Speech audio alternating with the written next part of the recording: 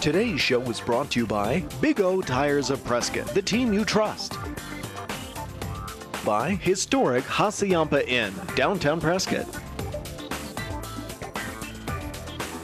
Andrea Goeglein with his Dr. Success. She's talking about a return to cooking. Now, you know her from the show. She's a frequent guest. And usually, well, never have we talked about cooking. Not usually, never. If Andrea's here, we're not talking about cooking.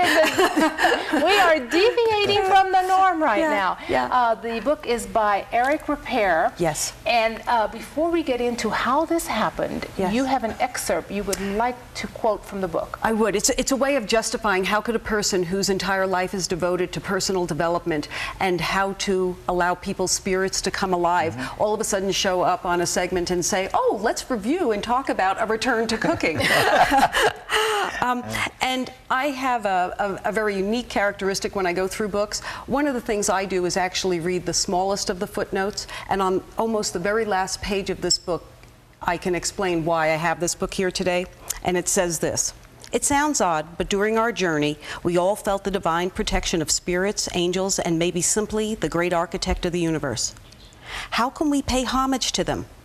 I guess by giving the best of ourselves, love, passion, and humility. That told me this was a very different kind of cookbook.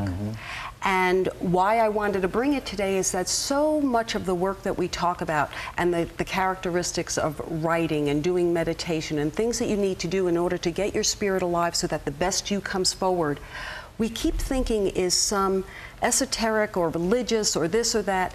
And here is a cookbook written. Now, Eric Repair happens to be a renowned chef of the world. You know, if there's the top 10, he's in the top 2. And he is known, you know, for that. Yet, when you, and this was like the third book that he wrote, you find out things about him, such as he started writing as a 10-year-old, that it was his mother and his grandmother who helped him learn about cooking, and that was, they put him forward.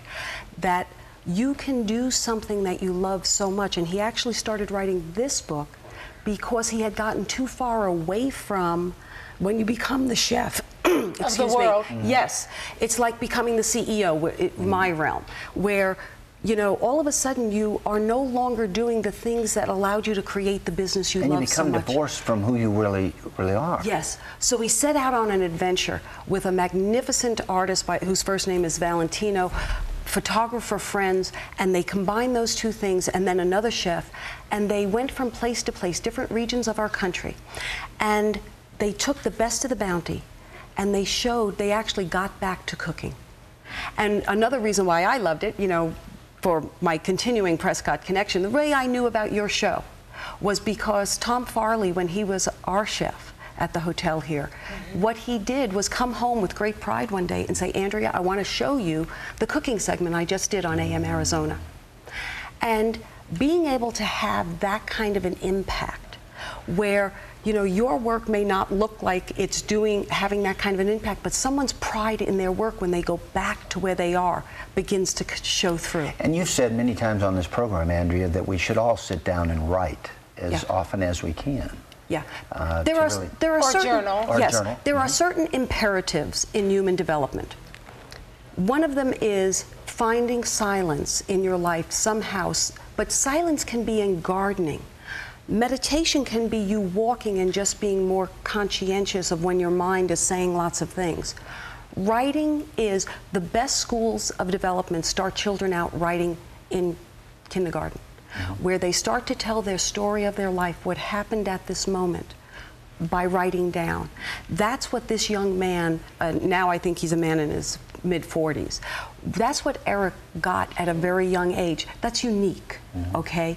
But that uniqueness comes through, and when you read this book and you see the incredible recipes, what you're getting is the story of how a human developed a love for something, went through a journey. It was not always pretty. He wasn't having the best time of his life all the time, but how when he circled back, what came to life.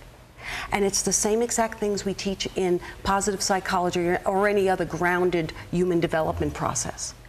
You just mesmerized me. This is as quiet as I have ever been in a segment, I believe. Yes, and so please, you know, one of the things that I know that I didn't get the privilege of hearing everything that went on in the segment before, but I was kind of laughing, saying to myself, wow, this is going to be the real yin-yang.